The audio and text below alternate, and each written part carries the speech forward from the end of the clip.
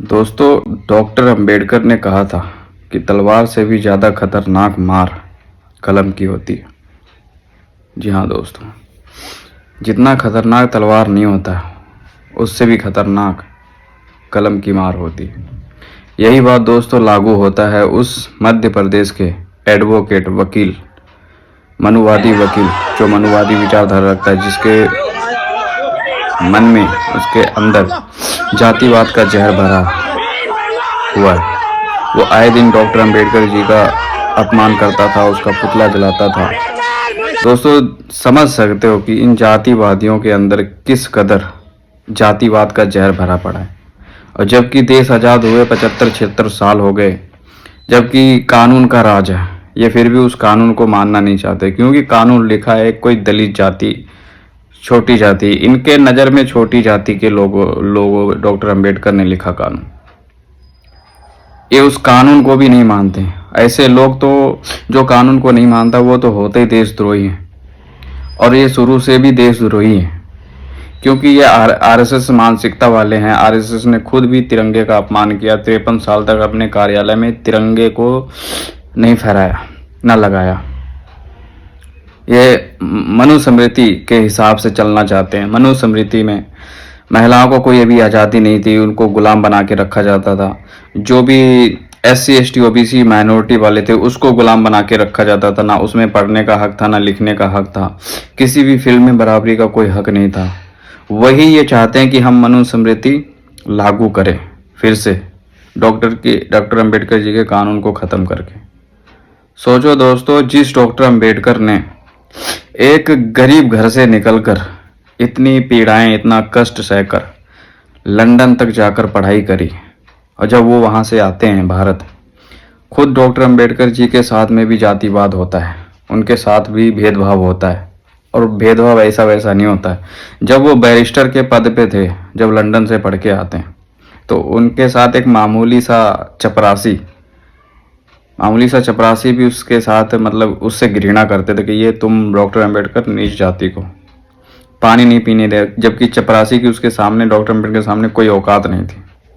आज ये हालात है दोस्तों। आज़ादी के 76 साल बाद भी इन मनुवादियों के अंदर कूट कूट कर जातिवाद भरा पड़ा है। तभी ये आए दिन डॉक्टर अंबेडकर जी की पुतला जलाते हैं, उनका अपमान करते हैं, डॉक्टर अंबेडकर को गाली देते हैं। जबकि डॉक्टर अंबेडकर को पूरा संसार पूजता है, उनको ज्ञान का प्रतीक मानते हैं, सिंबल ऑफ नॉलेज। लेकिन भारत में कोई इनके हिसाब से, मनुवादियों के हिसाब से, कोई अगर नीच जाति का इंसान कितना भी तरक्की कर ले, आसमान पे भी जाके बैठ जाए, कितना भी बड़ा काम कर ले, इनके लिए वो कोई मायने नहीं रखता। उनके लिए उनके हिसाब से, मनुस्मृति के हिसाब से वो नीच ही रहेगा। ये इनकी मानसिकता है। और ये बोलते हैं फिर हमारे धर्म से ये SC ST OBC माइनॉरिटी वाले क्यों नफरत करते हैं। क्यों ना नफरत करे, तुम उनको सम्मान नहीं देना चाहते हो। SC ST OBC माइनॉरिटी वालों को, उनको सम्मान की नज़र से देखते नहीं हो, उनको नीच समझते, उनको तुच्छ समझते हो। दोस्तों, आज उस मनुवादी वकील का, जिसने भी डॉक्टर अंबेडकर का पुतला जलाया था, उसका इलाज हो गया है। कोर्ट ने उनको जेल भेज दिया है। सभी के ऊपर धाराएं लग चुकी हैं, गंभीर से गंभीर, और सभी अभी जेल में भेजे गए हैं, जैसा कि आप देख सकते हो वीडियो में। ऐसे लोगों का ऐसा ही इलाज होना चाहिए, तब जाकर देश सुधरेगा। इन मनुवादियों को पता आना चाहिए, ये मनुस्मृति का राज नहीं है, यह राज डॉक्टर अंबेडकर बाबा साहेब जी के संविधान का राज है। जिन्होंने, डॉक्टर अंबेडकर जी ने संविधान लिखा, भारत का कानून बनाया, और भारत के कानून में SC ST OBC माइनॉरिटी वालों को भी बराबरी का हक दिया, हर फील्ड में, हर चीज़ में, हर काम में। हम अगर अभी थोड़े सक्षम हो पा रहे हैं, ये SC ST OBC वाले, तो ये सिर्फ और सिर्फ बाबा साहेब डॉक्टर अंबेडकर जी का देन है।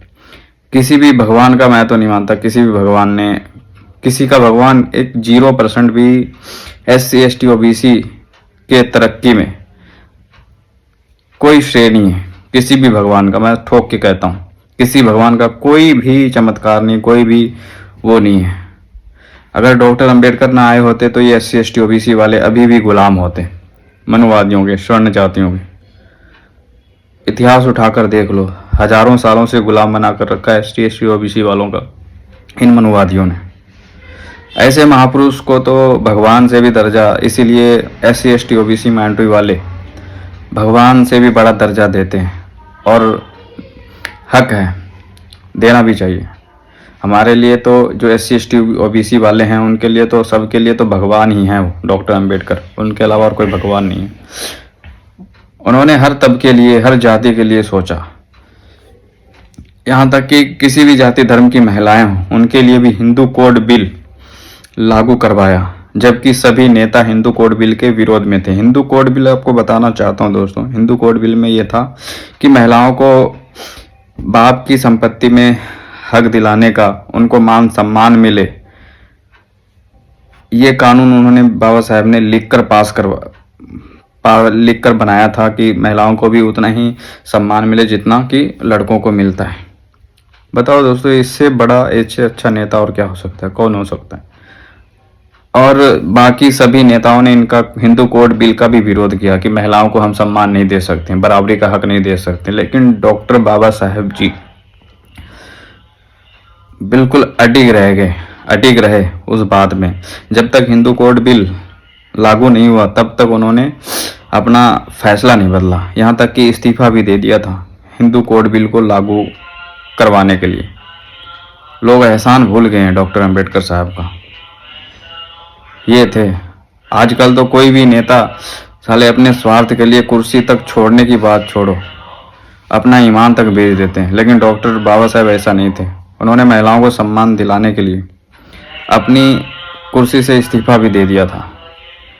वो कानून मंत्री थे, बहुत बड़ा पद होता है कानून मंत्री का। कोई अब आजकल चपरासी बन जाए तो वो कुर्सी नहीं, चपरासी के पद से नहीं हटना चाहता। लेकिन डॉक्टर अंबेडकर साहब जी हर तबके लिए लड़े थे। ये जो अभी तथाकथित घूम रहे हैं ना हिंदू धर्म के, ये धीरेन्द्र शास्त्री जैसे लोग कि हम हिंदू धर्म बनाएंगे भारत को, डॉक्टर अंबेडकर चाहते ना, उनकी इतनी काबिलियत थी, उनका इतना पावर था, वो अपने भाइयों के लिए, SC ST OBC भाइयों के लिए अलग देश बनवा सकते थे, वो भी मांग कर सकते थे अलग देश की। लेकिन उन्होंने ऐसा नहीं किया, उनको देश से प्रेम था। ये जो हिंदू धर्म के ठेकेदार बने घूम रहे धीरेन्द्र शास्त्री जैसे लोग, जो हमेशा कानून विरोधी बात करते हैं, देशद्रोही के हित में बात करते हैं कि हम हिंदू धर्म बनाएंगे। अरे तुम्हारे ऊपर तो कोई अत्याचार ही नहीं हुआ है, तुम खंगाल के देख लो, अपना इतिहास देख लो, दूर दूर तक देख लो। जितना अत्याचार SC ST OBC माइनॉरिटी वालों ने सहा है, सबसे ज़्यादा SC ST वालों ने अत्याचार सहा है, और तुम ही हिंदू धर्म वालों ने किया है उनके साथ, उनका शोषण किया, उनका खून चूस लिया। तभी तो आज के डेट में SC ST वाले बहुत ही कमज़ोर हैं। उनके घर में खाने तक के भी पैसे नहीं होते हैं, महीने में राशन खत्म हो जाए तो राशन भरवाने के लिए सोचना पड़ता है। ये थे डॉक्टर अंबेडकर साहब, और तुम बात कर रहे हो देश को तोड़ने की, तोड़कर हिंदू राष्ट्र बनाने की। ये जो हिंदू राष्ट्र की मांग करते हैं वो भी उतने ही बड़े गद्दार हैं, देशद्रोही हैं। सोचो अगर डॉक्टर अंबेडकर ने सोच लिया था, उसी टाइम सोच लिया होता कि मुझे भी अपने भाइयों के लिए, अपने समाज के लिए अलग देश चाहिए, तो भारत के टुकड़े हो चुके होते। उन्होंने ऐसा नहीं किया क्योंकि वो पढ़े लिखे एजुकेटेड इंसान थे, शिक्षित आदमी थे, शिक्षित महापुरुष थे, जिनको हमेशा से देश का प्यार, देश के लिए प्यार था। लेकिन ये जो RSS विचारधारा वाले लोग हैं, ये शुरू से गद्दार थे और गद्दार ही रहेंगे। जय हिंद दोस्तों, वीडियो को ज़्यादा से ज़्यादा शेयर कर दो।